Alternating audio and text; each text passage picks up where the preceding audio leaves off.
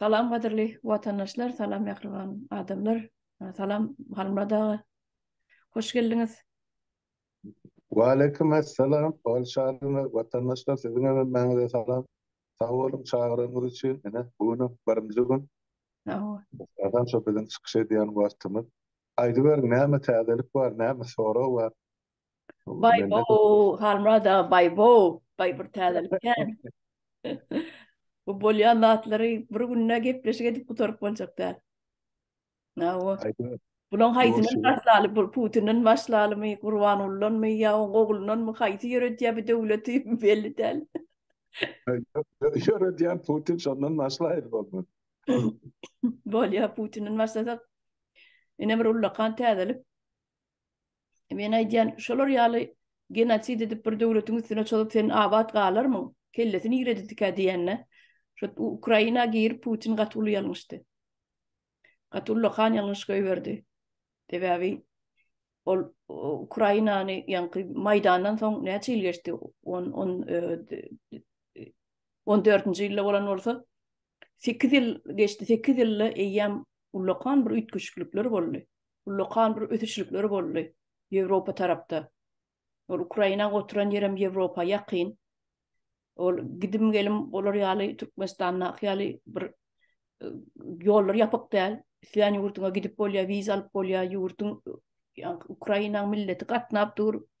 Gözleri açylly. Ol öz başdak bolaly bäri hiç boyun egmedi. Kan Ukraina 91-nji ýyldan bäri. Şol üstüne ýanky hemlatyp Rossiýa her zat edip gördi de öz adamsyny goýup gördi Yanukowyçy. Ondan ýene goýmakçy bolanda Yushchenko ýene ally ýeňiş gazanny garaz şol her zat edip gördi de bolmajagyny bilibem. Ene ahyrynam Krim alandan soň ýani 8 ýyl geçen soň ýanky ýüregine düýpdir da çözmäň ýöne şu 8 ýylyň içinde halkyň mentalitetiniň ne derejede 180 gradus ütgäni habary ýok bolmaly. Putinin ine şo ýerde goýberen ýalňyşlygy.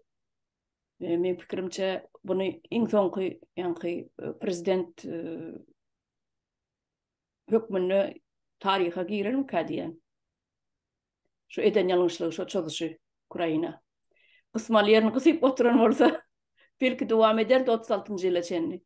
Sebäbi onuň asly ýanky planyna 36-njy ýyla çenli oturmak ekeni. Putin beýtmeli, süýnürmeli, konstitusiýa bilen oýun etmeli, oýnamaly, eýlek çekmeli, ilki 5 ýyla getirmeli, soň 6 ýyla getirmeli şey dip. O konstitusiýanyň bir neme ýaly dik goýdular. Ýanky näme diýen o? Näme diýjegim bilemok, bir gowy söz tap gözleýän şu konstitusiýany. Aýdy söz tapsaňyz geçme. Ony ol tuvaletden olýan kagaz ýaly dip her zatlar etdiler o pahyr ol nemäni konstitusiýany.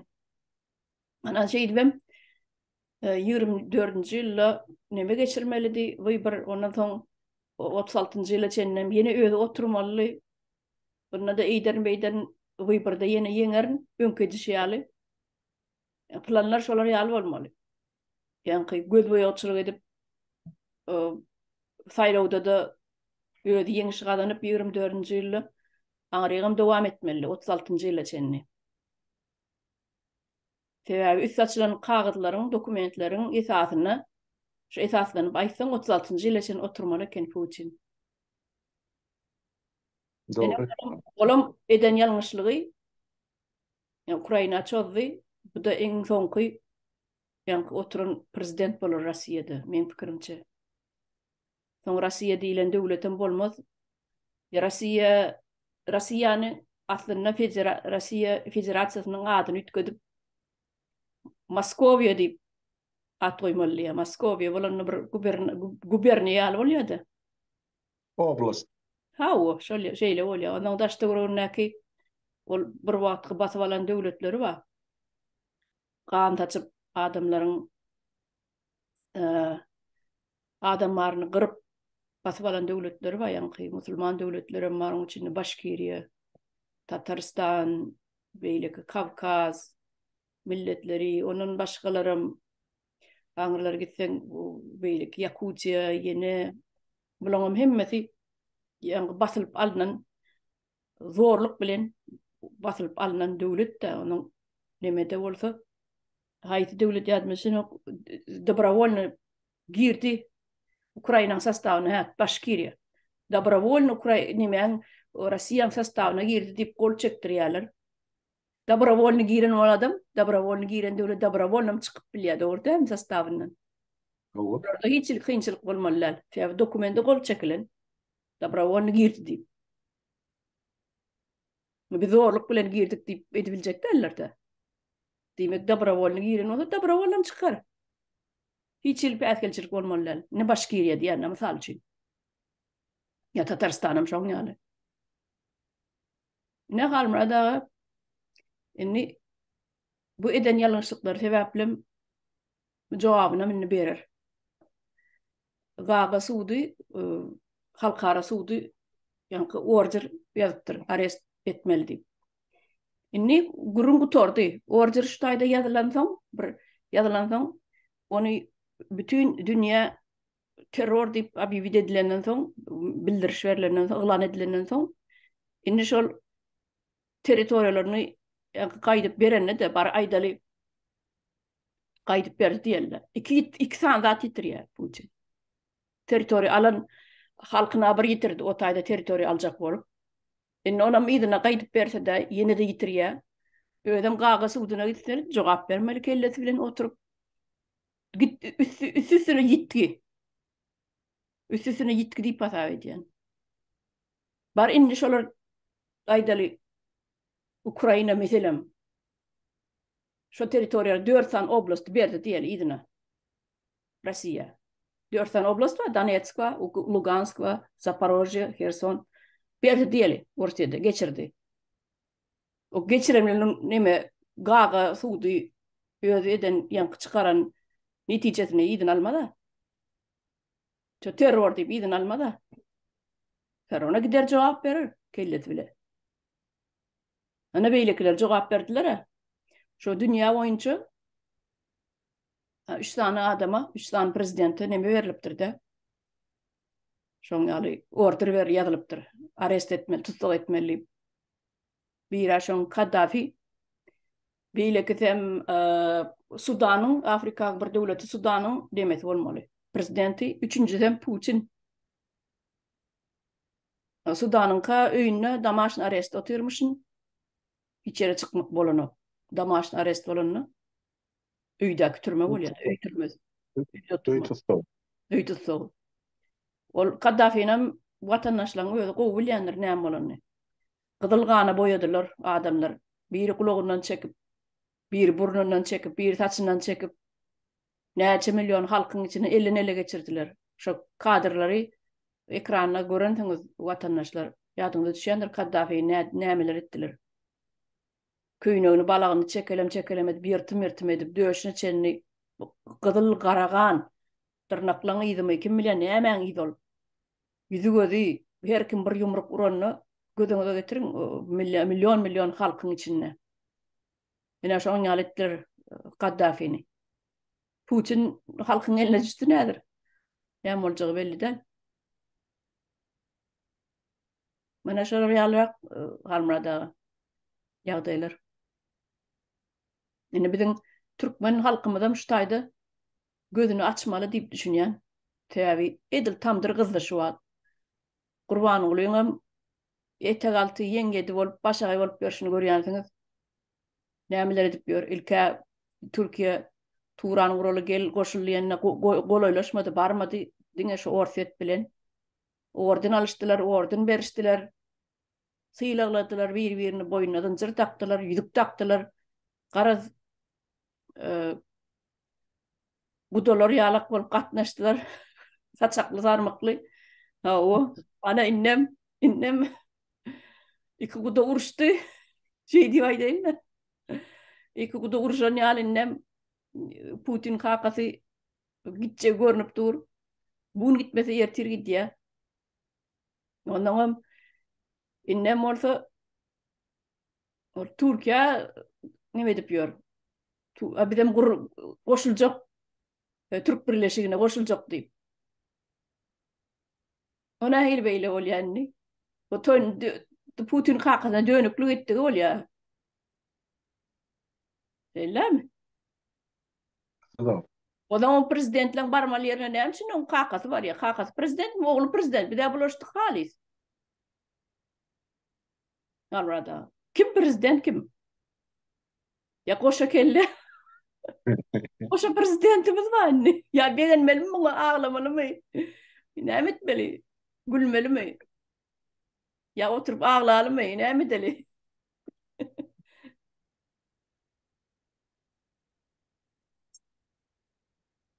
Doğru. Bunu men aýdaýyn biraz. Ýa-ni aýdanlaryň üstünde doldurmakçy bolýan.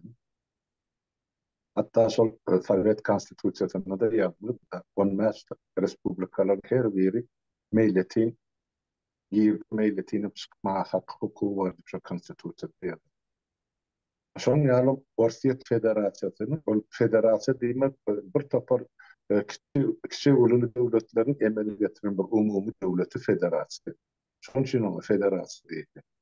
Bir ýeke döwlet däl, ýani Türkmenlen döwleti diýilýär. Russiýa bolsa bir näse hem ýa-ni döwlet, milletler, döwletler, kiçiräk döwletler, ulurrak döwletleri, ýani o birleşmesine şolara federasiýa diýilýär.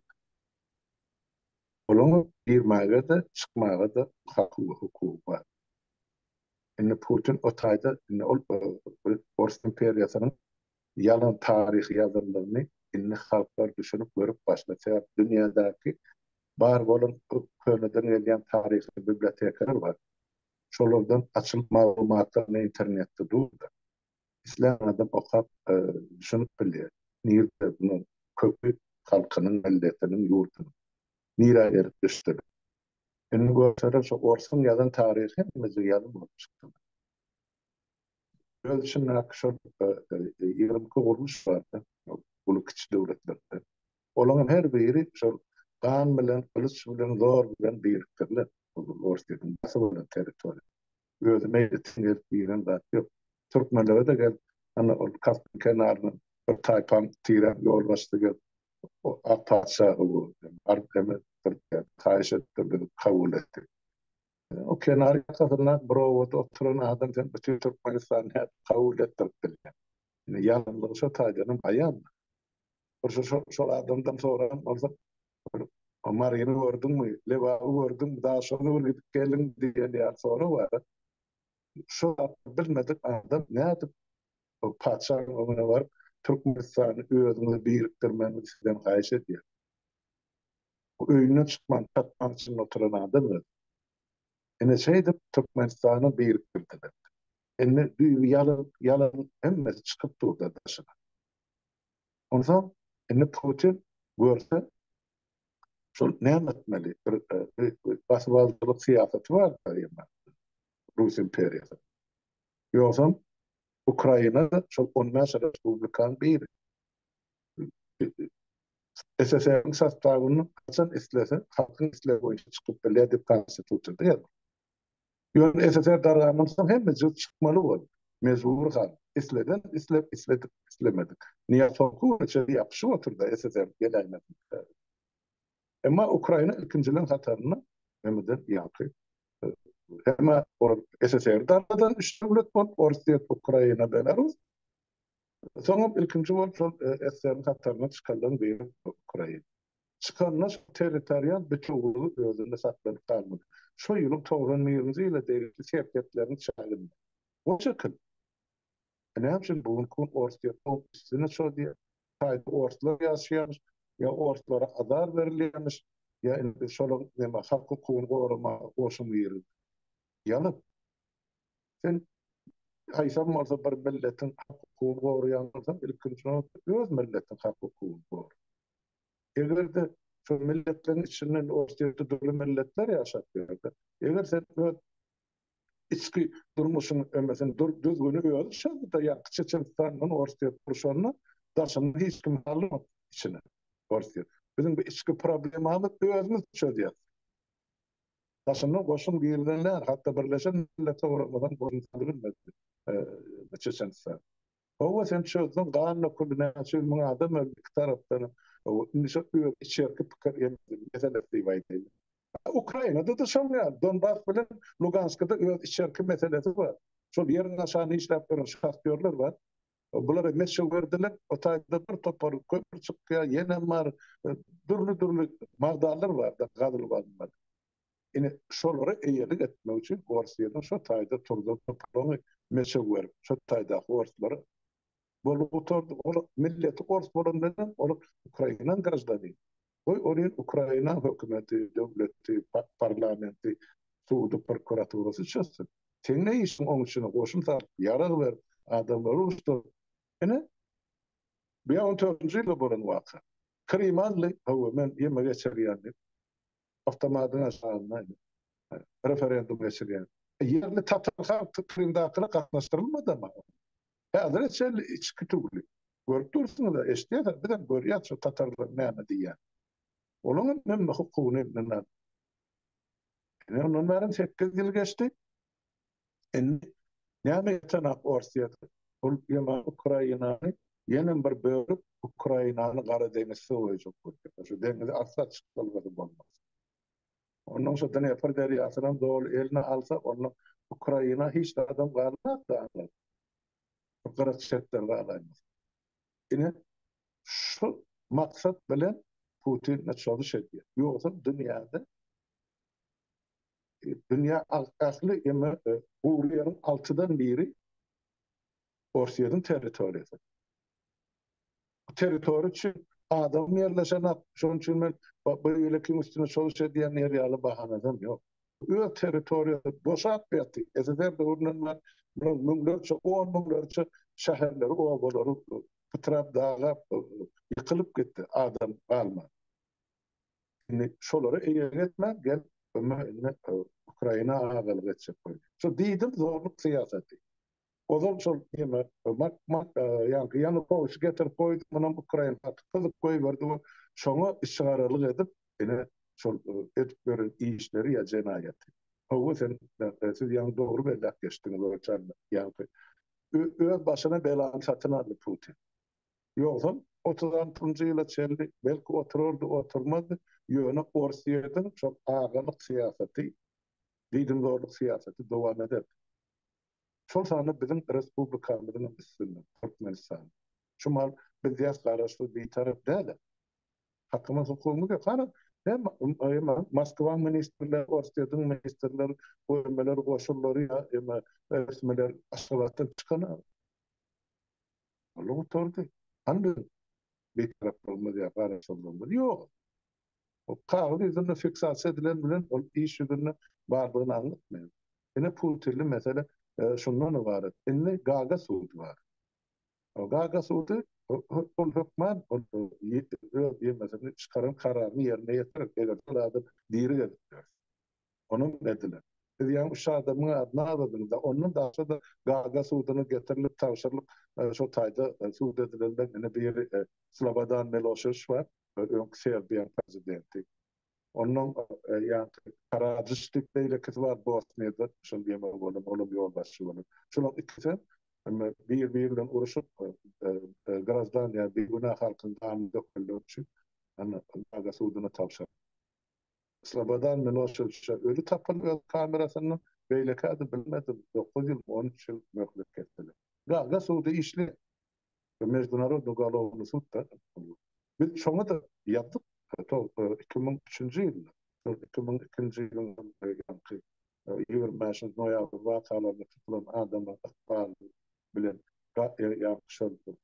Halkara cenayet suudun seyretmelerini deyip verdik karama. Onu kabul etmediğine için Türkmenistan insan hukukları var da hiçbir doküment olacak. Ali bilen. Yoksa materyal var. Yani biz Ali bilen. Ma Orsi onun duranla onun giren ya rimski statü. Şu yan kanun. Yönü yani 16. yılda aymen duracak galip çık getir. Oturan cenayet olursa son cevap vermeyecek olacak. ýöne Ukraina görkezip durdy. Adam ogurluk, insan ogurluk, esasan çağı ogurluk. Ol ogurlanan ol 50.000 belki 100.000 on bilýän adamy ýok. Ýöne anyklanany, takyklanyny 17.000 bolan çağı, ady familiýasy bilen. Enatasından jyzda çöp alyp gidiler. Ine şonu denen Putin, onun aşağı nakyna şol çağılı tapdy kuwry gurban başly şol aya ine ikisini garsudyny getirmek karar çykardy. Bunun gitcek yeri yok. 120 döwlet dünýäde şol ýa-ni statuty bolçakan döwletler. Ol haýdy birine barsa, ol saklap, ýa-ni garsudyny ekstradiýse ýa-ni uğratmak, getirmek onun borcu. Yani Putin mağarada şu, yani kurban arada ben aydayım mesela tercih. Sesiniz kesildi, ol çağırımda. Siz aýdaýyň, siz köpürek bilýänsiňiz o barada. Burasını aytıp koydum ben onu böyle hepten cemini. Biraz gıdıklı böyle onu siz bilen sohbetleştiğe koydum da sizin fikrinizden öğren vacip şu mesele boyunca. Putin meselesinde de kurban meselesinde de ne için olmadı yurttaşlarının cevap verip sebep siz denan onu çağırıyor. Denanlar sizin üstünden denarların durmuşu Türkmenistan'la görüp dursunuz. Nahil gözlüğünü yaptı diye gözlüğünü ta. Ondan siz şoların ağısını ağlayanıp şoların kemçiliğini, yetmez zaptığını, ya halkının görüyorum horluğunu, ekranını gördüğünü, denan hükmünü, ene hükmünü getirip dursun. Şon tesiri birbirinin başlıca ya ütmüş bu. Şonun için şu meselelerde de sizin göz pıkkırınız, beýleki gelmegilamadan var. Gören vacip. Men başga her sapardan şunu gowanmak, buýsanmak bilen aýdýar. Şu Türkmenliň denany ýaly şu soňky 3 ýylyň içinde aktiw çykyş edýän denaly orta adýa hiçbir döwletler hiçbirisinde de ýok. Aryn seredin gör. Diňe bilinkiler çykyş edýän, bilinkiler diýerden paýlaşýan, bilinkiler ýaşy, ýakty durmuşa ymtylýan, bir kömek edýän, gorlaw berýän. Yani sonra beni beğendiler. Atı bunu beğenmişim şu meselede. Sonun için sizin fikrinizi bilmek olur. Atı vacip ya şunu eşitmek halkımız için der o. Yani ben aytsam kurban oldu çok boyan zadım aytma bir yankı. Ya gelenler bu soru gelenler Türkiye ne mi diye bu içine çıkıp hem yani doğru ettiğinde hem devletlerin prezidentleri oti dünya Türkmenistan'ın halk matlagalarının başları geldi. O statusu o tayda oturmaya barınca hiç mümkünçülük verene, hukuk verene, devletin adından görülene. Neyememiz o halk matlagalarının yemesimiz, yolu aşıtımız, beylek söz tutmayın adamı. O tayda etmediği şey yok. Sizinle o yankı yaşlılar var. Tam kartı. O şonu bile iş geçerken halk maslahatını. Yani iş var. Prezidentler doğuşu. Şolar ýazan kitabyny okap bersin. O. Binemedi ya batakken. Yetişi birliginden Erdoğan'ı Recep Tayyip Erdoğan. Ay dünya dursun, şu dursun. Dünya adı belli siyasetçi. Yine başımızın tacı. Bütün Türk dünya Müslümanların yine in kov, in eme hukuklu yol başlatır. Men bunu Recep Tayyip Erdoğan 20 yıl ver tanıyan. Yine men şular işte şular tebrik verdim. Şular adama yine parahatçılık barada akıl Nobel premiyasını vermedi ya da bayrağı. O tak yığınanın o prezidentlerin yüzünü aşağı sarlar. Sen kim? O toyda aktamada da var çen çakır bilmeden. Çağırın. Utandığın maskarasılığın pulusu bol oturuşum o tayda. Sonra ne diye? Ne diye? Ştak geldim diye o mail bildirmeye. İnni kitaplar oğlum gelir o şulatları kol çakar diye de ben onu roman doğal ağdası olacak diye. Ve niye bitmeden satacak, gazımızdan satacak, gerek olsa toğumuzdan satacak Türkiye. Alsanız böyleydi. Yine eşili batı halkımın bağlı. O bahası vardı gurrun edene. Alsanız böyle. O özünü koruma için. Gitmek adına hokka çıkardı. O ölü nitellere sadaka veren böyle Türkiye'de. O milletin hava. Yani vefat oldu. Dili ölmedi. Dine beni çok tragediydi. Bir neçe vatandaşımız, yurttaşımız vefat oldu. İn atlar, in familyalar. Sana ina da on adam şu. Ya yaralı kaldı, ya öldü de uzartı kaldı. Yine şuları da biz kömek ediyat, ya yurda getirdik ya. Yine şuları yani de preme verdik. Eger, yerden ses çıkıyor, ondan çıkıyor. Bağır mısın hem diye ne olur? O sen ne sadaka verdin? Ne hem şimdi yattın? Sen ölüm ölü derler onu. Olarak gidip Türkiye'de sen eklemeli halkını olur ekle botu anırdan pul uğradı. Ne mi veriyorsun sen pense veriyorsun, pasobe veriyorsun. Ne mi bakası ümmeti var? Ümmeti var. Yok. O iki kurslu hemede devlette niçaçan stabil ya bir durumlu ya da iqtisadi ya da sosyal ya da bolma asla mümkünçülüğü yoktu. Yine ağzından bir at soğuktur seçer öday bile ödaçar. Haydi bu atı. Yine diye 2000. yıldan beri diye biz Türkiye 110 milyarlık iş ödürledik. 110 milyarlık. Benim alıp hesaplat varım. 20. yılın beri 22 yıl geçiptirdi. Demek şu 110 milyardı 22 yılı paylasak her yıl 5 milyar dolar ine Türkler size gelin ine korun bize plandan caiz alıp verin. Yol sarıp verin. Almrada 20. yıllıydınız 20. yıllar olay mısın? Yok 20 yılın devamında 2000. yıldan beri diyor. Ana şey diye ben. 2000. 2000. yıldan beri geçen 22 yılın devamında diye ödeli bile ödayvına çoğutuyor. Biz diye şu Türkiye oğurunca ne de Türkiye devletine ne şunca milyar iş verdik diye. O bir dillense 110 milyar değil. 110 milyarda Türkmenistan işleri kurup oluyor tezinden. Yine nira harcadı diye. Halkın devletin evler. Oğurluk oğlum. Oğlum oğurluk. Şu yine de yarancak mı? Ahmet Çalı getirdi. Oğlum Çalı. 3 tane şu son. Yani onkoloji merkezinde 800 adamlık. Ya 500 adam. 500 adam. Ha, 500 adam. 80 adamlık yani.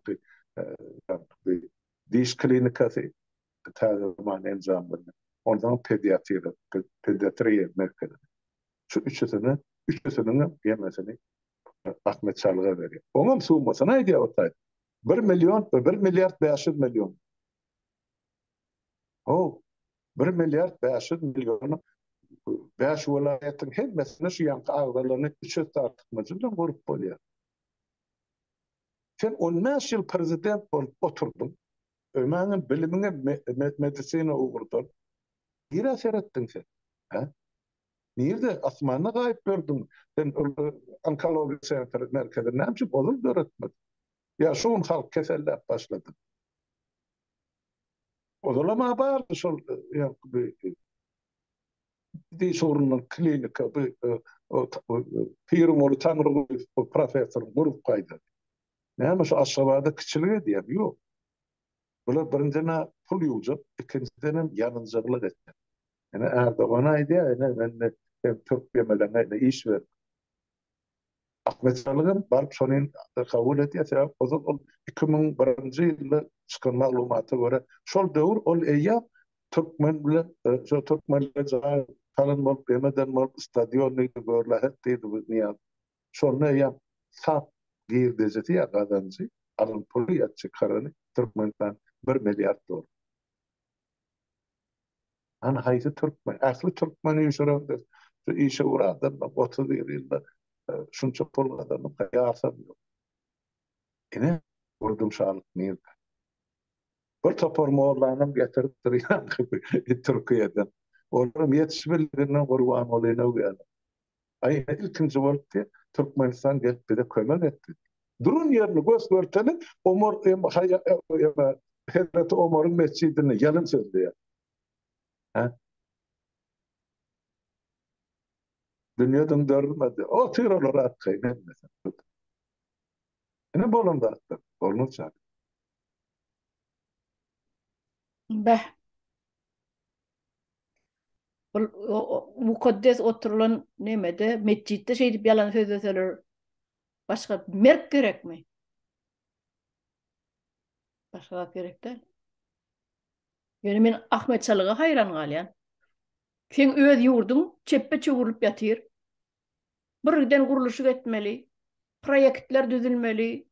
Üstüne işlenmeli zatlarken intek gene 10 ýyla ýetjek işler var oňa.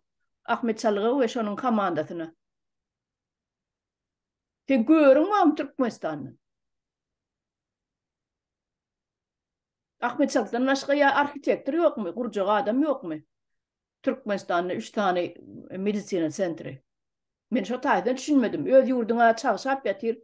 Yer bile ýegsan molla näçe welaýatyň? 11 welaýatyň. Nä görüň wa Türkmenistanyny? Jogabam sizde Halmrada badyr. Mene de wa jogap. Var. Oğlu pul yatı ikaret. Rıddına son çıktı. Aytıyor. Orada vatan düşüncesi, halk akıydı, istatiyor. İki tarafta. İki tarafta. Kurban Gol'ün ağlı yazardı da, tebep, çok ne mehayesette Türk tarafı yerine getirdi. Kimden üstübüle, nahili adamın üstübüle, onçasın bir cekka yönü guman edip biliyatı. Yönü gumanın imanın ayrıldı, elminde fakit olmadan dilime çeyne botuyor. Yoksa 2020 yılın may ayına ahırında yankı İstanbul'lu Türkmenli ulu miting geçirmeli. Sonra da sol maykalar hem mecili onun sanında kaledi. 30 mu olay adam radıyılın ama yani edir bir hepte öňünde Türkiýe İçeri İşler Ministri yankı sol mitingleri gadagyn edýär geçirme. Ayne bir kararma sebäpli. Onun hikayesi makata Azerbaycan'ın hemmesi çıktı. İlçikanın ömrünü biliyor bu Ermeli var. Olara bolya Türkmeni borana. Sonra yine vizalı mesele. Ne için vizam girdi? Beyleki devletlerde vize yok. Türkmenistan'da vize girdi. Ona bana o çıktı Türkiye'nin hükümeti. Bunun ne ameline katnaşı vardı? Beni biliyoruz. Fikir yöretmeliler Türkmenler. Ne mi görmem Türkiye'nin hükümeti ya da devlet yolbaşı Türkmenler ne ayrı gözüne halle yaşayan. İnnem geldi ama onu yarancılık edip Nobel premiyasına hödürlüyor. Yani şu hödürlesin, şu Nobel premiyası verilecek olsa, öyle bir de bana parakatçılık premiyası Norveç'de verilir. Norveç'den devletinin ömrünü bir de bana galiba oturacak şu tabi. Şuna verilmeli bir karar kabul ediliyor. Yok.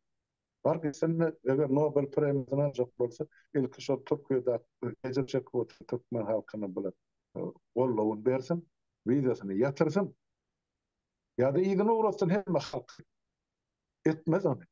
Geldi de ana İstanbul'da mı? Nira vardı, Ankara mı? Ne yapacağım halk böyle doğuşmadı şu tarih var. Halk ecir çekip yatıyor. Ben 70 kere gayettim. Siz yani dirliğine gömülür, öldürülür. Gerek gel Türkmenistan'a diye ama adamlar netice çıkar. Bizim plan o nahiller. Yani şu fiili. Hani geldi de onun mehsine. Gördü mü sizi? Doğusustu mu? Ne yaparsa yakımlı size aitti mi size? Hiç olmadı televizyonda. Yok.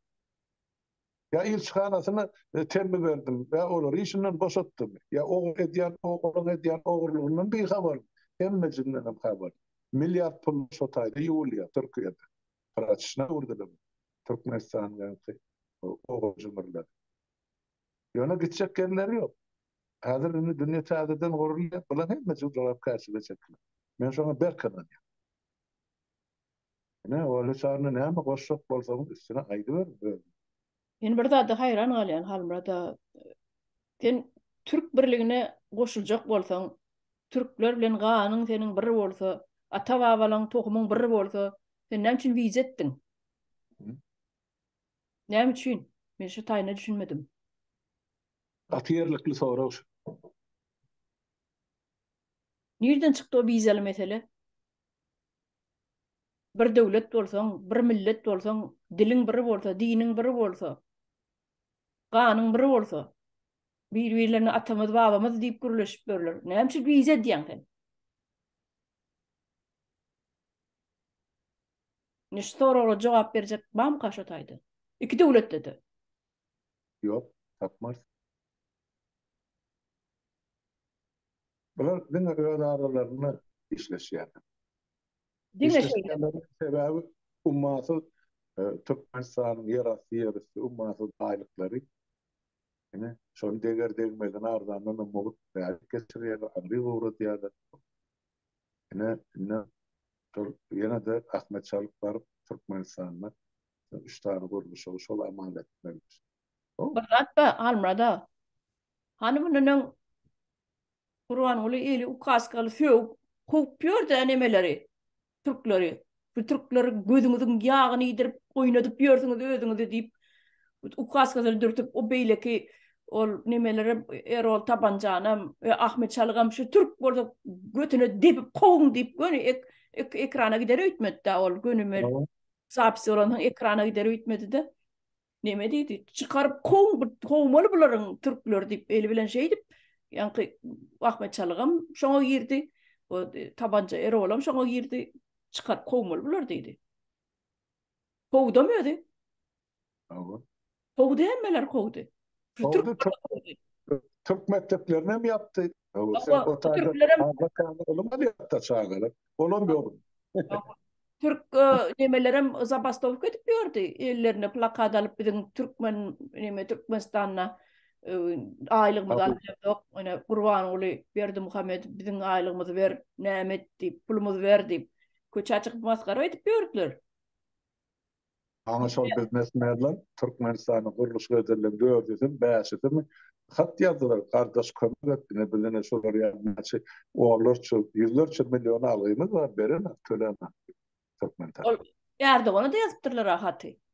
Ay kime ýazylsa da hany netije ýok. Ýa-da ýoşuk bilen ýeňseden tölediler, şolary bilemä. Şoňa görüň şoňa alşynyň ýöne diýjek bolýan adam. Sen şol döwletiň halk maslahatynyň başlygy bolup geldin Türkiýe. Şu taýda da hem Türkmen ejir çekip ýatan Türkmeniň diasporasynyň iň ulusy ýerleşir. Näme kömek et? İşler. Adam tuttum şol adamdan. Ýok, duş geçirdin mi? Ýok. Onu näme geldi? Erdoğan'a yarınacak böyle. Putin kalkaz buğun olmadı erdi gidecek. Bir yere yıkılmalılar. Şey, özünü halat etmek için. Demek Türkiye bilen bular ozaldan işleşip geldi. Son için ennike dol men senin önünde boyun eğen Putin'den geçtim deyip ne deyde şoku oturşu. Ataloğlu'nun ene satlık adamlar hakimet başına gelse yurttaşlar şeyle oluyor. Satlığın hem satlığı 200'lü. Kamelyonu ilyalar şunu. Näme diýsen gelişmän durmaz bular. Aýty sebäbi sana. Ýa-ni indi bulan sanarasy dolup barýar. Bilem, ene şu Putin'e de şol ýa karar çykarmadan halkymyzyň ýaty gelejege tarap bolan umydyna bir adım bolupdy. Putin saklansa ýa-da aýrylsa işinden ýa Ortiýet dargasa Türkmenistan şu bir ay ýetmän. Bütün merkeze adyan ayağa alacağı görünüpdür. Şol orunda da adamlar, milletler, halklar işler ötü. O Turan birliği, o iktisadi birlik var, medeniyet birlik var, dil birliği var. Hükman ol kurulur, yöne. Bir yol başına bile kurulmaz. Halklar tarafından kurulur. Halktan sayılan parlamentlerine, Beşer Respublikan 7-8 üyüşüp bir yerde kongres edip, karara gelip, bir çukuru tüykürü, bir karar kabul edilerinden sonra, şondan sonra dikelip başlar. O öz bähbitler için halkın şumahan yola goýjak bolýar, Turan halklaryň birligini eýerletmenjek bolýar da jylygyny elde saklasak. Ýok, saklatmadan. Ştaýda bir sorum var size. Almada. Aýdy. Edil Türkiýede saýlawlaryň öňü ýanyny, ýene de bir ay, 2 ay wagt bar da. Ol Erdogan ruhsat berdi diýe Finlandiýaň näme goşulmagyna. NATO birligine mi? Awa. Näme üçin beýle oýun oýnaýar? Düýnüňlükde ýok men garşy diýip oturdy. Şweýçanam, Finlandiýanam goldajak däl. Girmesinler deyip. Bärde ýene de siýasat bilen baglanşykly. Siýasat da ýelewsem de, nirde bährit bolsa şo tarapa ýykylýar. Başda Finlandiýa menden Şwediýa bilen bilelikli girjek diýip aýtdy. NATO beleleşigi. Sebäp iki döwlet o zaman bir döwlet bolar. Soňra bir ýyl ana aýtjak ýyl boldy. Bular ýoksa Finlandiýanyň ikinji döwlet dili Şwed dili. Bular kökü tamam bir Norwegler bilen Şwedler. Şoň üçin bular girsege bile gireli. Olar arkalaşyp beren asyrlar boýy döwletler. Boldy. Ne?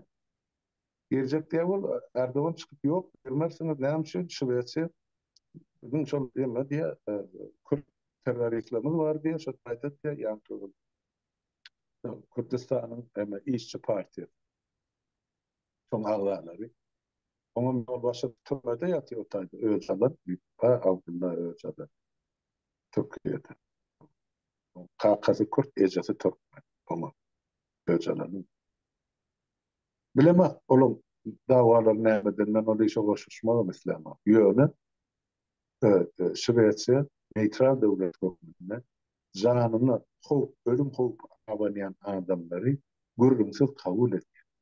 Olar öz hakimiyetine, konstitusiýasyna, kanunyna ýazylyp zatlar. Şoň üçin menem şu tak gelmegim sebäbi. Taparagan ýene beýlekler bar iki ýekle. Ýöne biziň adymyz mene mezar çekeni bu ýaredenlere bar bu ýöne. Ýa-da da ene ştaýdy. Şoň üçin şol türklerin gaçyp gelen Kürtler bar, şo janyny howp salan üçin. Onu şulara Şwediýa ştaýdy oturmlar. Ýöne şularyň ýol başydan gel Türkiýeden uğradylan gorluklar gel berdi de ýok edip gidenler bar. Atyp belli tutup näme bolsa. Ýöne iki ýeke gezip beren bar boldy. Yani şoları idine verin. Bunların kanun boyunca idine verme hakkı yok. Ondan bana bir yani öcüktürüp bir ana Erdoğan'ın heykelini eskiden şeklini yatak bana ayağına nasıl koyup da Stockholm merkezine. Böyle bana provokasyon Türkiye'nin karşısına edilen. Ondan ol haramda var. Ben gönay diyenler ne anladık diyemen diyenler Kur'an-ı Kerim yakın. Olam ennada çıkardılar böyle orsi yaptım. İki tane adam bile böyle katlaşıkta kanan dünyanın Şwedlen gadiyet çıkardı. Ana. Ana. Ene bir haramzada deyip kitabı şu Kur'an kitabı yaktı deyip şu enne Şwedya hiç bir ursut verirken o NATO yararlığına girmedi. Sen Şwedya 13. ursutlarına o Şwedya döşü bilen canı bilen çok demokratiyany gorajak orsunup gelmesin dünýäň baty varmasın diye niyet bilen giriyorlar onu. Enne hana Finlandiýa girdi. Ýa orsuny piçiňe tutdy. Aýşe tekirler. Bir döwür Finlandiýa borsana şanda bol. Yani inni Finlandiýa bilen Orsiýatyň arasynda 1000 kilometrlap ara çagy bileli. Ene sana NATO kaptalçygy. Ýoksa Şwediýa daşan denizden ne bilen şerhedi böyle Finlandiýa ýemeden ýa-ni obrazna aýtsak ýemeden Finlandiýanyň şerhedine tüýkursaň bar Sankt Peterburga düşýärdi. Arasy ne şonu ýapsa hiç tat ýok atay. Ene Finlandiýa girýär. Muňa da ýemedip näme bir Orsiýadyň dowmasyna bir ala sarmyk biri var. Bagda sarfdy. Kıssagly ýagdaýda diýe biz diýe häzir diýe Türkiýanyň üstüne çözmeli diýer. Evet. Putin'in kömekçilerinin biri çok. Kıssagly ýagdaýda Türkiýanyň üstüne çözmeli, Türkiýe şumal gaty gowuşup ýer titremede razy bolan. Yani hem iktisadi edem batty näme batty şumal alsak gülýaly bor ýankı diýe Konstantinopol şäherimiz var şu taýda diýe. Bunlar näme çekýär? Piyan mı ya olar? Sünne diye biz hacımın dikmeli. Bir halkara siyasetine bir adam şekilde alıp baranatlar. Inni Recep Tayyip Erdoğan men şuday dedi. Hayzy bunu bilen eşdiýän bolsa, eşdim ana Orstiýadyň duwmasyny agza bolup oturan adamlar bütün Orstiýada bütün dünýä şular ýaly karamdaýlyk gördüm ýa-syýasat alyp barýar. Aýtmalan o Erdoğan'a yetirmeli o habary. Yetirsinler o habary. Sen Yetirelim gördün mi? Yetirelim mi? dostyp kucaklaşıp elleşip gören neme Putin dostyny ne çalacakmış. Göňe diýär bagda sarp ýemedi, ana Türkiýe diýär, Ukraina kömek edýär, orta diýär, eýle aldy diýär. O diýär, ne diýär, inden bärik şu taýdan Gara Deňizde eýle geçjek bolýar, Krym aljak bolýar, biz muny ýok etmeli, ne? Göňe boty. Ol bara Zhirinovskiyni yoktuğunu nimet bildirmeyecek bolýandyr. Awa, ozor görýän şu Ukraina bardy şey diýip aklyn üstüne çözdüler. Indi Türkiýany goýýardy getir. Türkiýe bilen Polşa şolaň edip iki gözüniň öýmesi, ýarasy. Gözüni okup bolsa şola atjaklar da. Ene ona mana Türk kardeşlerimiz bilip goýsun. Ana Orsiýet gowy. Ene şol duwmasyna bir kanun çykarýar orada. Deputat bunu oturan ne Bagdasar şey diýip. Oturan adam çekilen adam. Olar ene dolu oturdu. Ortalan bir şey var. Slitsel katuş diýdi. Olar katuşkadan sıptılar. Şeyle olacak. Doğru. Ama ne? Yana ne aýtjaklar? Bu ne? Ya bugünlükçe bolle däýlen gıdıklı atları aýyp berdiňiz Tanrıda. Onda iki zat var. Bagdasar diýlen näme çiýaka, näme çekýaka ol. Bular wara hemmeti awat del, bular wara hemmeti içip bar. İşine de içip bar ýaly kaya. Yo, iwalyzy ýok bunun içinde. Yana bir iki zat var. Şonu aýdaýyn. Birinjide ne olgunça 6-njy günkü soraw jogapda siz ýazdyňyz da. Putin tutsalar senden bir öküz sadaka vergen. Ona mani halk eşitti. Sadaka bakıverin, ayarlayıverin yatar. Küçücek bir gölü alıp koyayım, bak vereyim onu ben, tayarla vereyim. Meydan var, önümüzde koysak, kasanıdan geçmeyen durma. İkinci mesele, bugün 20. Mart olacak. Gerçekten Novruz. Ana şu Novruz bilen birinji ikinji nowbatda halkymyzy gutlaýar. Nowbatda sizem gutlaýan, sizem bizim hemme meclis agdarlarymyz gelin aýdylmy, ýigitlerimiz, dost ýarlarymyz, tanış bilişlerimiz, gowan garnaşlarymyz ýurduň içinde daşyny biz bilen gatnaşyp bererler, ýa-ni şu görüşmede ýardym edýärler. Hemmäni ýetip gelen Nowruz bayramy bilen hakyrykda gutlaýar. İnniki Novruz bayramı nesip etse vatandaş aşılama. Hem de sonra vakit ya olmuşlar. Yine men geçerdim. Bolýa, nesip bolsa. Wagt az galy.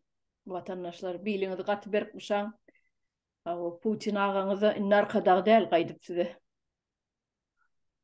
Bellihana yetdi. Bolýa, vatandaşlar Ştaýdan hoşlaşaldy halmada.